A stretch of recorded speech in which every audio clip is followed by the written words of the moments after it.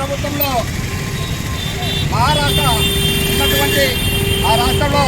ఈ నడవ జరిగినటువంటి ఎలక్షన్లలో భారీ ఎత్తున భారతీయ జనతా పార్టీ నాయకత్వంలో నరేంద్ర మోడీ గారి యొక్క నాయకత్వంలో అఖండ విజయాన్ని వచ్చేటువంటి సందర్భంలో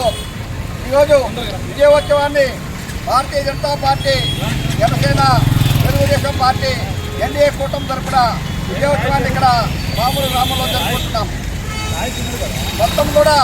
జరిగిన 288 స్థానాల్లో ఎలక్షన్ జరిగితే భారతీయ జనతా పార్టీ 148 సీట్లకు పోటీ చేస్తే 122 స్థానాల్ని కైవసం చేసుకుంటే ఈ స్థానాలు మొత్తం కూడా భారతీయ జనతా పార్టీ కైవసం చేసుకోవడం జరిగింది. కూటమి తరఫున మొత్తం కూడా కలుపుకున్నట్టయితే 231 స్థానాల్ని భారతీయ జనతా పార్టీ ఎన్డీఏ కూటమి విజయం సాధించడం జరిగింది. అదేవిధంగా ఈరోజు భారతీయ జనతా పార్టీ ఆరోగ్యమైనటువంటి ఎన్డీఏ కూటమి ఈరోజు అఖండ విజయాన్ని యావత్ భారతదేశంలో ఎక్కడ ఎలక్షన్ అయినా ఈ యొక్క కూటమి ప్రభుత్వం ముందంజలో ఉంటుంది. ముఖ్యంగా ఒక విషయం మనం కూడా ఆలోచించాలి. మన యొక్క ఈ యొక్క తెలుగు రాష్ట్రాలకి అనుగుణమైనటువంటి బార్డర్ అయినటువంటి ఆ యొక్క తెలుగువారు ఎక్కువ ఉన్నటువంటి ప్రాంతాల్లో మన యొక్క తెలుగువారు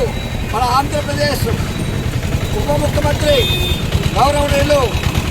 పవన్ కళ్యాణ్ గారు ప్రచారం చేసినటువంటి ఆ యొక్క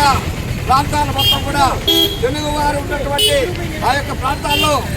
అన్ని సీట్లు కూడా మన యొక్క పవన్ కళ్యాణ్ యొక్క నాయకత్వంలో వారు పర్యటించి బహిరంగ సభల ద్వారా, ర్యాలీలతోటి,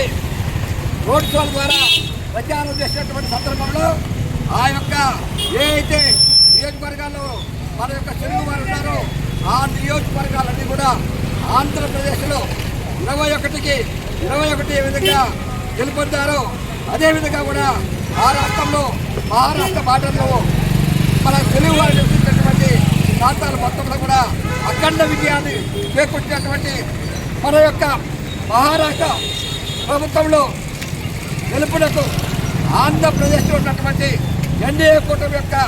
భాగస్వాములైనటువంటి పార్టీలు కూడా పాత్ర ఉందనేటువంటి విషయం కూడా మనందరూ కూడా గుర్తుపెట్టుకోవాలని చెప్పి ఈ సభాముఖంగా ఈ విజయాన్ని అందరూ కూడా మనందరూ కూడా సెలబ్రేట్ చేసుకోవాలని చెప్పి ఈ యొక్క మొత్తాన్ని ఈ కార్యక్రమానికి వచ్చేటటువంటి వారందరూ కూడా జనసేన, తెలుగుదేశం పార్టీ నాయకులందరూ కూడా హృదయపూర్వక వందనాలు తెలియజేస్తూ సెలవు తీసుకుంటున్నారు. జై హింద్, భారత మాతా కీ జై.